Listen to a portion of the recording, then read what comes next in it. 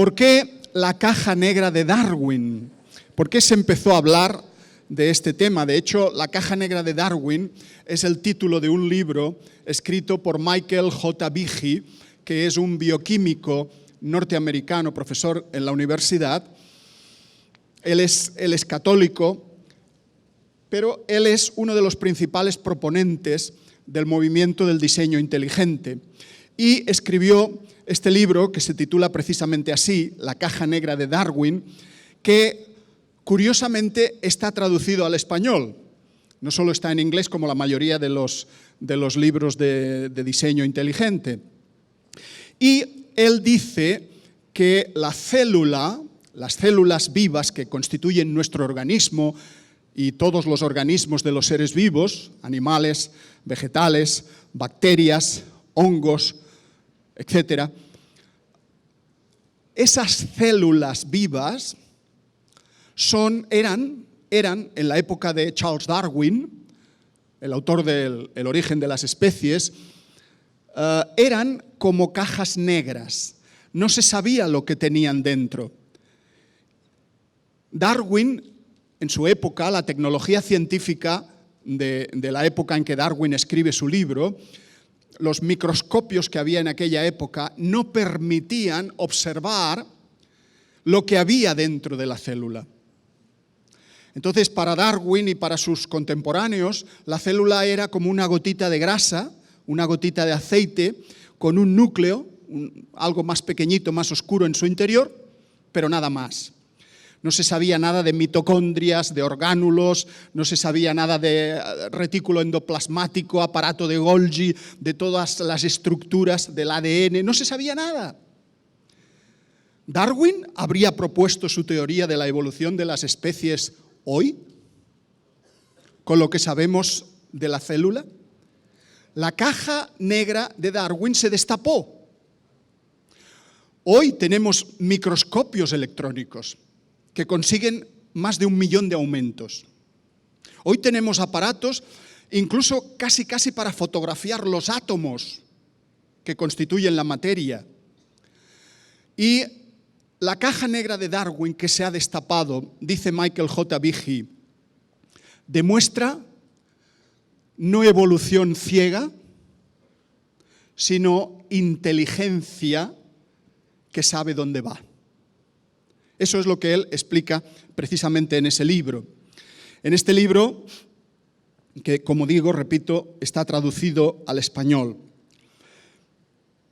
En la época de Darwin era muy fácil creer en la evolución, en el sentido de que en los charcos de agua, con diferentes elementos químicos, por casualidad, por azar, las fuerzas de la naturaleza, los rayos, las condiciones químicas, de presión, de temperatura, podían hacer que la materia inorgánica, los elementos químicos como el nitrógeno, el fósforo, el carbono, el hidrógeno, el oxígeno, estos elementos químicos se combinasen entre sí y formaran moléculas orgánicas, como la glucosa, como los hidratos de carbono, los glúcidos, como los lípidos, las grasas, como las proteínas, o como los ácidos nucleicos, el ADN y el ARN. Esto es lo que se pensaba, que de la materia muerta podía surgir la materia viva, la materia que nos constituye a nosotros hoy. El tema parecía simple. Los átomos se juntan entre sí, forman moléculas cada vez más complejas, hasta que aparece la primera célula, por casualidad, y esta célula, no sabemos cómo, adquiere capacidad reproductora y empieza a duplicarse, a hacerse más compleja, constituir tejidos, constituir órganos, hacer organismos, seres vivos, y de ahí la evolución generaría todas las especies que existen en la actualidad, hasta el propio ser humano. Aquellos microscopios rudimentarios pasaron a la historia. Hoy ya, como digo, sabemos mucho más que en el siglo XIX, porque hemos entrado en las entrañas de las células. ¿Y qué vemos? Pues vemos con el microscopio electrónico cosas maravillosas. Cosas, queridos amigos, que no se han podido formar al azar. Este es uno de los grandes problemas que tiene planteada hoy la ciencia. ¿De dónde viene la información necesaria para fabricar todas estas máquinas moleculares, microscópicas que hay dentro de las células vivas? ¿De dónde viene toda esa información? ¿Acaso la no información, el desorden, el azar, puede generar orden? ¿Puede generar complejidad? ¿Puede generar información sofisticada? No. Nuestra experiencia como seres humanos es que la información proviene siempre de una mente inteligente. El que hace un programa de ordenador es un ingeniero informático. El que hace un programa de ordenador, por muy complicado que sea, es un juguete comparado con una célula viva. Es un juguete de niños. ¿Quién ha hecho la célula viva? ¿Qué ingeniero se ha atrevido a hacer la maquinaria molecular que hay en las células vivas? Nosotros estamos convencidos de que solo hay uno que pudo hacer eso. Y ese uno se llama Dios. No se llama ET. No son los extraterrestres que vinieron mediante una panspermia a sembrar la vida, las semillas de la vida en nuestro planeta. Se llama Dios. Pero hay gente que está dispuesta a creer en ET antes que en Dios, desgraciadamente. La célula hoy es como una fábrica, con una serie de funciones, de mecanismos. Es como una fábrica con un equipo directivo, con unas maquinarias, con unos obreros, con unos transportes, con un procesamiento. Otros comparan la célula con una ciudad, con toda una serie de complejidad propia de una ciudad. ¿Cómo pudo surgir esa complejidad por solo la química y la física? Es razonable pensar que alguna inteligencia diseñó las células a escala microscópica. Y como digo, en el libro de Michael J. Behe, que ustedes pueden conseguir, seguramente en las librerías se puede conseguir todavía, es un ejemplar que es un libro que se publicó hace algunos años, pero todavía se podría conseguir. Al llegar al final de este libro, dice Michael J. Behe en la página 310, ninguna defensa sustantiva, no nos queda ninguna defensa contra lo que parece una extraña conclusión, que la vida fue diseñada por un agente inteligente. Esto constituye una conmoción para nosotros en el siglo XX. ¿Por qué?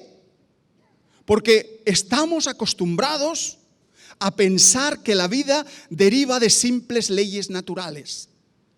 En la escuela, en el instituto, en la universidad, se nos ha enseñado a pensar así, que la vida procede de las leyes de la naturaleza. Pero nunca nadie nos ha dicho que la vida es tan compleja que no puede proceder de las simples leyes de la naturaleza. Se necesita mucho más. Y eso hoy se empieza a decir en voz alta en el mundo de la ciencia. Sigue diciendo Michael J. Behe, la humanidad supo resistir el hecho de que el centro del firmamento se desplazara de la Tierra hasta más allá del Sol. También resistiremos la apertura de la caja negra de Darwin. Lo resistiremos, ya veremos cómo. El origen de la vida sigue siendo un gran misterio no resuelto de la ciencia actual. Se ha estudiado mucho cómo pudo aparecer la vida por evolución. Y hay muchas teorías que pretenden explicarlo, pero ninguna teoría tiene una aceptación universal. Ninguna teoría acerca del origen de la vida goza de un consentimiento generalizado entre los científicos del mundo. Primero se empezó a proponer la generación espontánea de la vida. Después se habló de la autoorganización de la materia. Más tarde, Algunos, como Watson y Crick, los que fueron descubridores de la estructura helicoidal de la molécula de ADN, no creían en Dios, pero creían que la vida había venido del espacio, había venido de otros lugares. Más tarde se empezó a hablar de la evolución química y, por último, cuando hemos visto que todas estas explicaciones, aunque todavía se sigan creyendo, pero no han explicado el origen de la vida, la única alternativa que nos queda es la creación especial de la vida, la creación por parte de un ser inteligente. ¿Qué es la generación espontánea? La generación espontánea se creyó prácticamente hasta el siglo pasado, hasta finales del siglo XIX, principios del XX, y se pensaba que allá, en aquel ambiente en el que hay materia orgánica en putrefacción, ropa sucia, desperdicios orgánicos, allá en ese ambiente, en esos lugares, los seres vivos aparecían de manera espontánea. Donde había ropa sucia, si lo dejabas con tiempo, podían nacer ratones, o moscas, o mosquitos. Aparecen en lugares donde hay materia orgánica en descomposición. Esto se creyó hasta que Pasteur descubrió que esto no era así. Los microbiólogos se dieron cuenta de que esto no podía ser de esta manera. Y entonces se hicieron toda una serie de experimentos que se comprobó que realmente había moscas, porque antes habían venido sus madres, las madres de las moscas, y habían puesto los huevos en la ropa sucia. Y las larvas que habían nacido en esa ropa después generaban más moscas. No era porque la materia generase moscas o generase ratones, sino porque previamente se había introducido los huevos. La autoorganización de la materia. Esta es la segunda hipótesis. Se pensaba que habría alguna fuerza misteriosa en los seres vivos que hacía que los átomos de la química se uniesen de una determinada manera para formar moléculas más complejas, más sofisticadas y así aparecer la vida. Pero lo cierto es que no se ha encontrado en la materia orgánica nada especial que sea capaz de convertirla en materia orgánica. Hay muchas hipótesis, pero ningún hecho demostrado. Las leyes físicas y químicas no pueden crear la información que necesita la vida. Ha sido como un callejón sin salida para los investigadores. El tema del origen de la vida no ha conducido a nada positivo para que demuestre la evolución de la misma. La panspermia dice que en algún meteorito de esos que impactan, que han impactado sobre la Tierra, sobre nuestro planeta a lo largo del tiempo, quizá en alguno de estos meteoritos espaciales podían haber bacterias, microorganismos que viajaran y que llegaran a la Tierra y sobrevivieran, y eso diera lugar a toda la evolución, es decir, ya células hechas. Pero esa teoría, desde luego, tampoco se ha podido demostrar. Es decir, son teorías que si no se pueden demostrar en la práctica, pues no sirve para nada. De ahí la urgencia y el interés que tienen algunos científicos por encontrar vida en Marte, o por encontrar vida en Titán, o por encontrar vida en algún otro planeta, incluso fuera de nuestro sistema solar, porque si hay vida, aunque sea microbiana, pues eso demostraría que realmente la vida florece por evolución, por casualidad. Pero lo cierto es, queridos amigos, que hoy por hoy, a pesar de los esfuerzos que se hacen por lograrlo, no se ha encontrado vida en ningún lugar fuera de la Tierra, y mucho menos vida inteligente.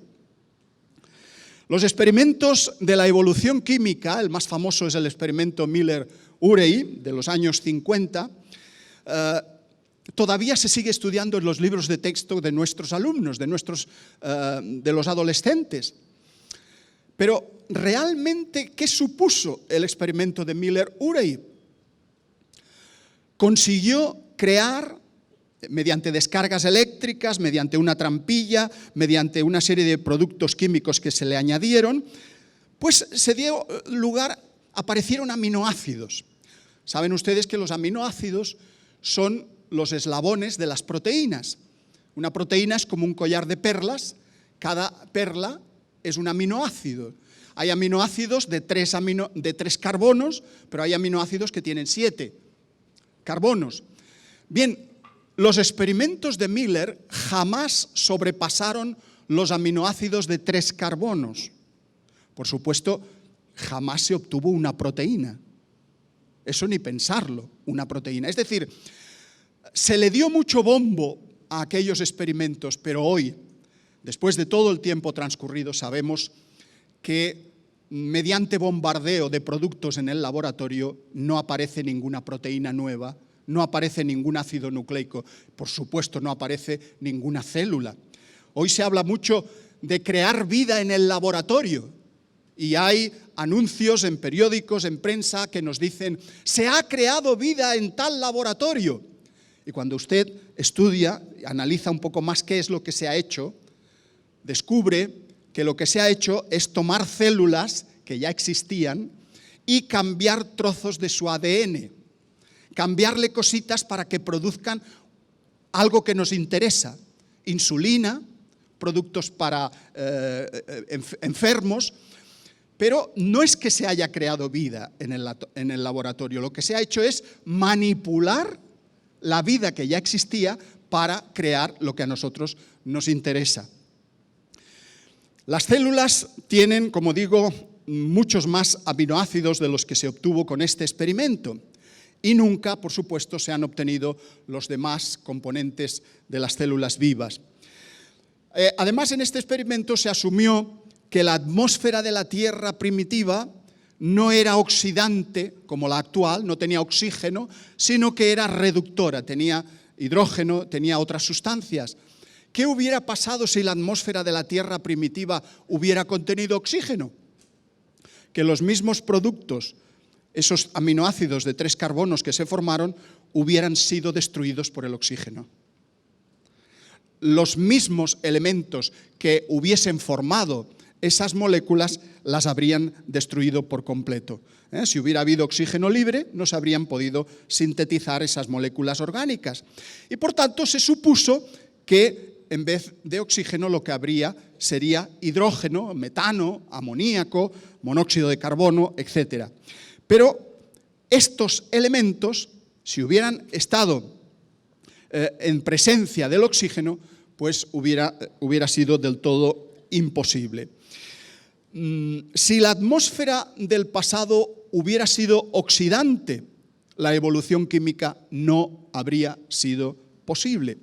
El químico evolucionista, el doctor Robert Shapiro, dijo: algunos escritores han dado por supuesto que todos los componentes de la vida se podrían formar con facilidad en experimentos tipo Miller y que estaban presentes en meteoritos y en otros cuerpos extraterrestres. Pero no es así.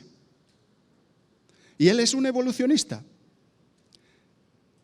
No es así, reconoce.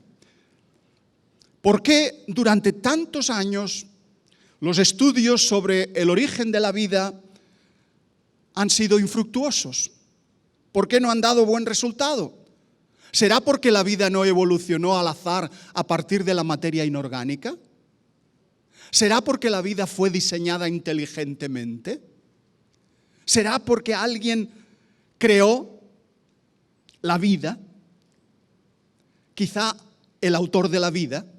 No lo sabemos, la ciencia sigue investigando, pero lo cierto es que llevamos ya muchos años investigando y el origen de la vida sigue siendo uno de los graves problemas de la ciencia actual.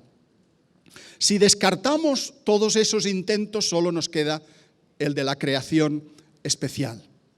La enorme complejidad natural y la información biológica solo pueden venir de la inteligencia. Esto es lo que defiende el diseño inteligente.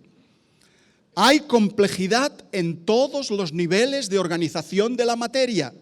Hay complejidad en el nivel subatómico. Los componentes de los átomos, los electrones, los protones, los neutrones, tienen complejidad. Se comportan con arreglo a unas leyes, a unas normas. No se saltan, no se pueden saltar esas leyes. Si se las saltan, hay una hecatombe, hay una catástrofe. La pregunta es, ¿por qué la naturaleza viene empaquetada de esa manera? ¿Por qué viene con esas leyes tan sofisticadas? Y los átomos igual, y las moléculas, y los orgánulos de las células, las propias células, los tejidos de los seres vivos, los órganos, los aparatos, los sistemas, los individuos, las poblaciones, los ecosistemas, todo tiene complejidad. Una complejidad difícil de entender exclusivamente por parte del azar. Hay una complejidad inherente a la vida y nadie sabe lo que es la vida. Se ha intentado definir lo que es la vida. Hay muchas definiciones de la vida, pero en el fondo la vida es un fenómeno filosóficamente incomprensible. ¿Por qué unas moléculas están muertas, son inertes, son inorgánicas, y por qué otras están vivas, aparentemente con los mismos elementos? Con los mismos elementos químicos dispuestos de otra manera, unas moléculas están vivas y las otras no. ¿De dónde viene tanta complejidad? Alguien que no hubiera visto nunca un automóvil, por ejemplo, podría pensar que el automóvil se mueve por el viento o que el automóvil lleva dentro un caballo o un antílope que lo mueve. Alguien que no hubiera visto jamás un auto. Pero si se destapa ese auto, si se abre el motor, pues se descubre que alguien ha tenido que hacer ese motor. Alguien ha tenido que diseñar el motor del auto para que se mueva. Pues igualmente la bioquímica ha abierto la célula, ha abierto el motor de la célula y ve que ese motor no se ha podido hacer solo, que hay ahí la necesidad de un diseño inteligente. Les voy a mostrar en un video, si son tan amables de poner el primer video que aparece aquí, un video que habla de una molécula muy abundante dentro de las células que se denomina con 3 siglas, ATP, adenosín trifosfato. Es una molécula muy singular. Esta molécula es como un motor extraordinario.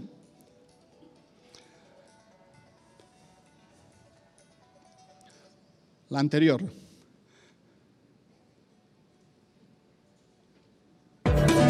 Okay. Pueden bajarle el volumen. Pueden quitarle el volumen que la comento. Bien, aquí están viendo cómo viajamos como en una nave espacial al interior de una célula. Esto es la membrana de la célula y estas estructuras que aparecen aquí son las moléculas de ATP sintasa. Fíjense que estos rayos son los ejes, es el esqueleto de una célula y aquí son las mitocondrias. Estos orgánulos son mitocondrias que están caminando por uno de estos ejes del esqueleto celular. Si entramos dentro de una mitocondria, observamos que la mitocondria está formada por muchas moléculas, por muchas estructuras circulares.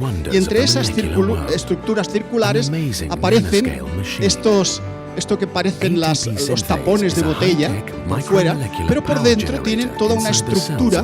Es como un motor que gira muy lentamente, pero este motor no usa gasolina, no usa gasoil, no usa un combustible. El único combustible que usa son protones, son moléculas de hidrógeno. es decir, átomos de hidrógeno que entran, van entrando y van haciendo que gire el ATP, toda la molécula. ¿Y por qué entran? Entran porque el ADN, ácido desoxirribonucleico, aquí viene, se introduce en estos huecos, llega el ADP, se introduce y la molécula siguiente, este ácido fosfórico, se une al ADP y lo convierte en ATP. Aquí ya sale un ATP formado. Viene un ADP, se une el otro y sale otro ATP formado. Esto está ocurriendo millones de veces por segundo dentro de todas las células de nuestro cuerpo.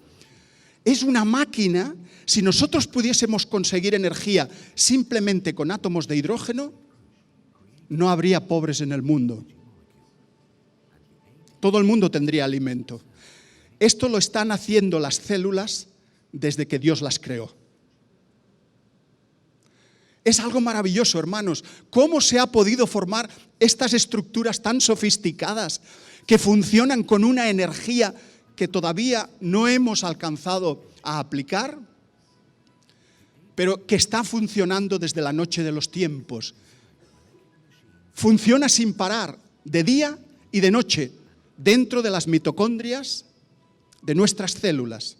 Tenemos trillones de células en nuestro cuerpo y por lo tanto mitocondrias por célula debe haber cientos de mitocondrias como esta, generándonos energía. ¿Para qué sirve la molécula de ATP?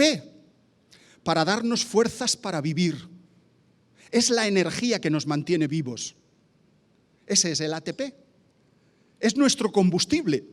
Todos los alimentos que tomamos, sean cárnicos, sean vegetales, sean del tipo que sean, se convierten en ATP. Y el ATP mueve todo nuestro cuerpo. Hay muchos ejemplos de orgánulos y funciones biológicas que demandan un diseño inteligente. No solo lo que hemos visto, sino, por ejemplo, el órgano de la visión, los ojos. Cuando uno se fija en los ojos de los seres vivos, descubre maravillas difíciles de explicar. Charles Darwin, en El origen de las especies, escribió: «Parece absurdo de todo punto, lo confieso espontáneamente, suponer que el ojo, con todas sus inimitables disposiciones para acomodar el foco a diferentes distancias, para admitir cantidad variable de luz y para la corrección de las aberraciones esférica y cromática, parece imposible que el ojo pudo haberse formado por selección natural». O sea, el propio Darwin dudaba de que un órgano tan complejo como el ojo humano hubiera podido producirse por evolución. Sin embargo, hoy los evolucionistas dicen, bueno, quizá el ojo empezó como una célula capaz de captar la luz, de un gusano, de un nemátodo. Después se transformó en el ojo que tienen ciertas almejas, ciertos moluscos. Después se convirtió en el ojo de cefalópodos, de pulpos o de caracoles, y así poco a poco, poquito a poquito, hasta llegar al ojo humano. Pero hermanos, una cosa es imaginar historias evolutivas y otra muy diferente, demostrarlas en la realidad. Es fácil imaginar historias, pero es mucho más difícil, porque los ojos de cada una de estas especies están formados por sustancias químicas completamente diferentes. No se puede pasar de un ojo de un gusano a un ojo de un caracol, porque las sustancias químicas son completamente diferentes. No se puede hacer una graduación evolutiva. Hay saltos imposibles de realizar. Esto es lo que explica el doctor Vigi en su libro. La bioquímica, el estudio de la química de los seres vivos, es un importante reto a Darwin. Y esto es algo que hoy lo estamos descubriendo. Y es lo que predica el diseño inteligente. Por eso muchos biólogos ateos están hoy tan enfadados. Por eso Richard Dawkins no soporta a los cristianos. Y dice que se burlen de los cristianos, que ridiculicen a los cristianos en las aulas de las universidades, en el metro, en el bus, donde sea. Cuando haya un cristiano, ríanse de él, mófense de él. Eso es lo que predica Richard Dawkins. Claro, no se le ocurre ir a predicar nada en contra de los musulmanes cuando viaja a Arabia. Allí se calla. Quizá no le dejarían salir, ¿verdad? Se quedaría en Arabia para siempre. Pero se atreve con los cristianos. ¿Por qué será que todo el mundo se atreve con los cristianos? ¿Será porque los cristianos queremos imitar a Jesús y poner la otra mejilla en vez de hacer justicia? Bien, esto lo vamos a... Fíjense en los ojos de esta almeja. En España les llamamos las vieiras o las conchas de peregrino. Esos ojos que parecen tan sencillitos, tan simples, que aquí se ven como bolitas azules. Cada bolita es un ojo, pero es un ojo que detecta imágenes sumamente perfectas. Tienen 200 ojos, las vieiras, que funcionan como un telescopio, como uno de los modernos telescopios para estudiar el espacio, con espejos móviles que enfocan y desenfocan la luz. Estos ojos son mucho más complejos que los telescopios humanos. ¿Cómo pudo un proceso ciego, materialista, sin conductor ni meta, ser más inteligente que los ingenieros actuales? Los modernos telescopios imitan la tecnología de estos moluscos. La foto de la izquierda son placas cuadradas de una proteína que se llama beta-guanina, que está presente en los ojos de estos moluscos. Sin embargo, fíjense en la foto de la derecha, eso es un telescopio moderno para estudiar el espacio. También está formado por placas diferentes, inspirado en los ojos de estos animales. Pero resulta que las vieiras los usaban mucho antes de que el hombre los descubriera. Las arañas pavo real de Australia, ¿cómo tienen los ojos? Son arañas pequeñitas, muy pequeñitas, solo miden 5 milímetros y tienen 8 ojos que le permiten ver casi 360 grados. Los 2 ojos mayores son tan agudos como los ojos humanos, por lo tanto se forman imágenes muy nítidas. Pueden lanzarse sobre una presa, igual que hacen los gatos, y atraparla, porque tienen una visión en 3D perfecta. Su cerebro es como una semilla de mostaza. ¿Se acuerdan de las semillitas que habla la Biblia? Su cerebro es tan chiquito, pero ellas son capaces de hacer grandes proezas. Son simples estos ojos. Bueno, están diseñados para ser eficaces en el ambiente y el estilo de vida en que viven estas arañas. Cazan moscas al acecho y una de las varias capas de su retina enfoca imágenes nítidas, mientras que otra enfoca imágenes borrosas, y ese mecanismo es el que le permite calcular las distancias con precisión. Las modernas cámaras de video o los ojos de los robots humanos, de los robots que se mueven, que calculan las distancias, están precisamente inspirados en los ojos de estas arañas saltarinas. Son como cámaras en 3D y los ingenieros se están inspirando en todos estos orgánulos tan sofisticados para llegar a sus conclusiones. Los ojos humanos son órganos irreductiblemente complejos, dice el doctor Behe. Eso significa que si se le quita una pieza, ya no sirven para nada, no pueden ver. Por tanto, tuvieron que ver desde el principio. Eso sería un órgano irreductiblemente complejo. Un cambio progresivo desde un ser unicelular, capaz de detectar solo cambios de luz, como un gusanito, hasta un ojo humano, es un camino demasiado largo que desafía la evolución. Y alguien me hablaba el otro día de por qué los ojos humanos producen lágrimas sentimentales. No se sabe de ningún otro animal, esto lo vamos a pasar un poquito por encima porque es entrar en el tema de las cualidades del ojo. ¿Por qué los ojos humanos lloran cuando están tristes o cuando están alegres y producen lágrimas que tienen la cualidad de consolar? Se ha descubierto que en las lágrimas humanas hay unas sustancias que producen sensación de felicidad. Cuando uno está muy triste, esas sustancias te hacen dejar la tristeza. Y si lloras mucho, la tristeza se suaviza. Eso se ha descubierto recientemente. No se conoce de ningún otro animal que posea ese tipo de lágrimas. Lágrimas emotivas. ¿Cómo la evolución, cómo la selección natural ha podido crear un sistema de lágrimas emotivas en la especie humana que evidentemente no tiene ningún valor para la supervivencia de la especie, como decía Darwin? Esto es algo que desafía la teoría de la evolución. A pesar de parpadear unas 20.000 veces al día, el cerebro nunca ve un parpadeo involuntario. Nosotros nunca vemos cómo parpadeamos. El cerebro borra esa imagen, edita la imagen y la borra antes de que nosotros podemos verla. El blanco de los ojos, lo que se llama la esclerótica, es algo propio de los humanos. No hay ningún otro simio que tenga la esclerótica blanca.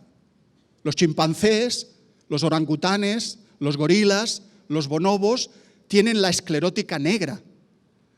Pero fíjense ustedes que cuando se dibuja o se reproduce a un Australopithecus, a un simio supuestamente prehumano en la línea evolutiva humana, siempre se le dibuja con las escleróticas blancas para darle más apariencia de humanidad, pero las tienen negras, los que ahora conocemos. ¿Cómo sabemos cómo era el color de los ojos de un animal que supuestamente murió hace mucho tiempo?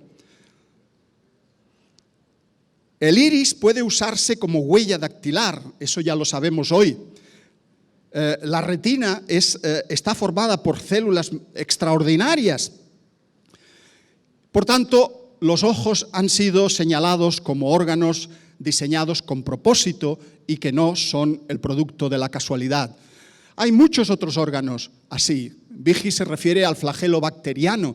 Este flagelo es propio de bacterias, de microbios que no se ven a simple vista, pero cuando uno se aproxima ve que es como un motor eléctrico, con un eje, con unas ruedas dentadas, con unos cojinetes, una estructura que parece el diseño de un ingeniero, pero está en las bacterias desde siempre, funcionando a la perfección. Lo mismo puede decirse de la cascada de coagulación de la sangre. ¿Por qué se coagula la sangre cuando nos cortamos y evita las hemorragias? Pues porque hay todo un sistema de mecanismos, de moléculas, que si solo fallara una, la persona se convierte en enferma, en hemofílica, y ya la sangre no se le coagula y puede morir sin darse cuenta. Este es un problema típico de los hemofílicos. Órganos que son difíciles de explicar por la ciencia moderna, como el escarabajo bombardero, que es capaz de emitir un líquido irritante y lo hace como una explosión cada vez que una lagartija se le acerca con intenciones no muy sanas, ¿verdad? Entonces él se defiende mediante este sistema. Hay un libro, El cuello de la jirafa, que creo que no está traducido al español. El autor escribe: la concatenación de acontecimientos que pudo haber conducido a la evolución de un proceso tan complejo, el del escarabajo, coordinado y sutil, está más allá de toda explicación biológica basada en un simple paso a paso, como propone la evolución. La menor alteración en el equilibrio químico derivaría inmediatamente en una raza de escarabajos inmolados por sus propias explosiones. ¿Cómo pudo ese órgano evolucionar poco a poco sin haber matado a las especies? Proteínas como las quinesias, que se han estudiado en las células nerviosas, en los calamares gigantes, se ha visto que hay unas proteínas que recorren las neuronas, esto sería el esquema de una neurona, recorren los axones y transportan sustancias que nos producen la felicidad. Miren cómo funciona esta proteína, esta kinesia. Aquí tenemos otro ejemplo como el de antes, ahora tenemos otro video, este ya es el último. Sí, se le puede quitar el volumen, por favor. Las kinesias en realidad son como pies, como dos piernas de una persona que caminan arrastrando un órgano lleno de sustancias que van a influir positivamente en nuestro cerebro, en nuestras células nerviosas. Fíjense, estamos de nuevo acá, los ejes de la célula, igual que hemos visto antes, y aquí tenemos una cosa muy singular. Tenemos estos pies que vienen andando, estos piececitos de aquí, vienen andando por encima de este tubo.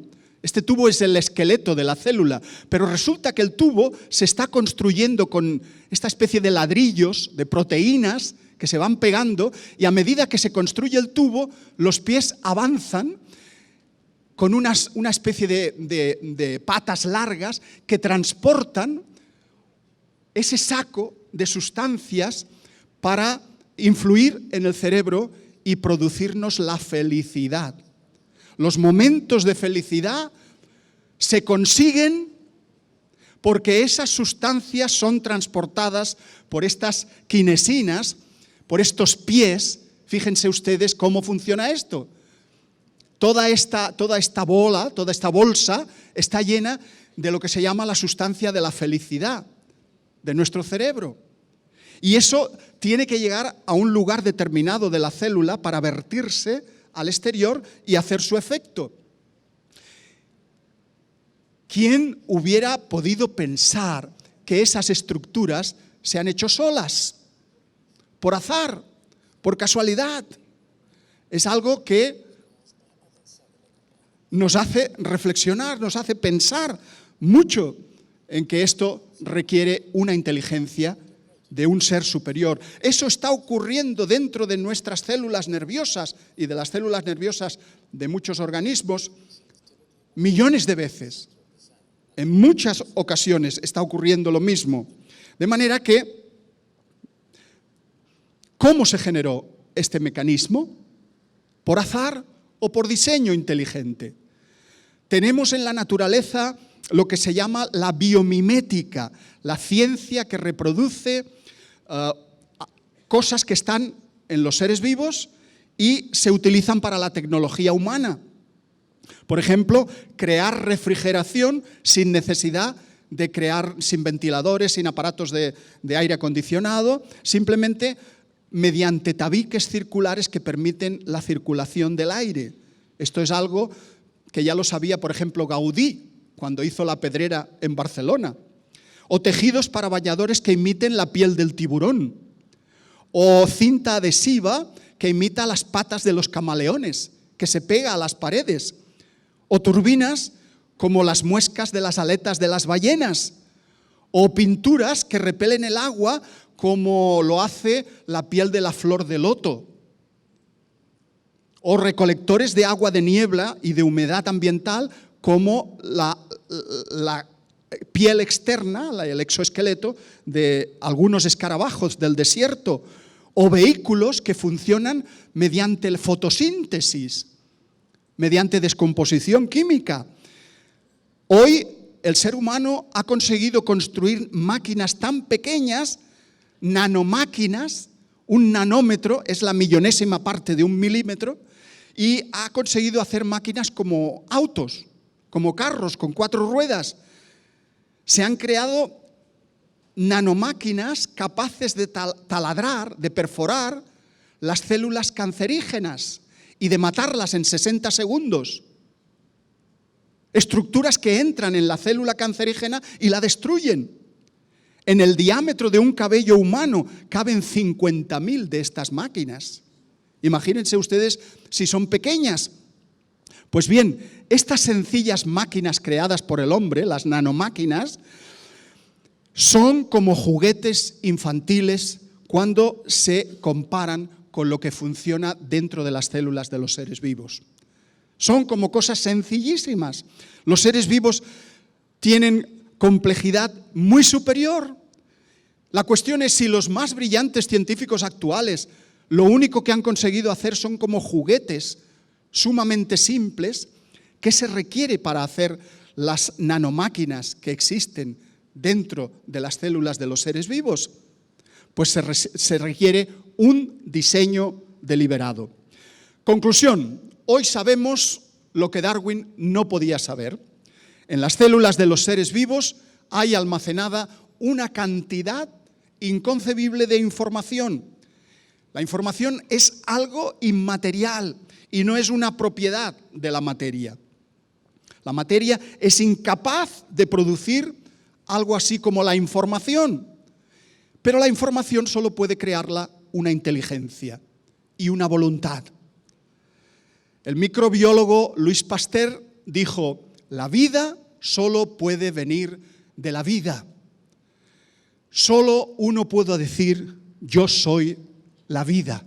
Ese uno, como ustedes saben, fue Jesucristo. Porque en Él fueron creadas todas las cosas, las que hay en los cielos, las que hay en la tierra, visibles e invisibles, sean tronos, sean dominios, sean principados, sean potestades, todo fue creado por medio de Él y para Él. Muchas gracias y que el Señor les bendiga.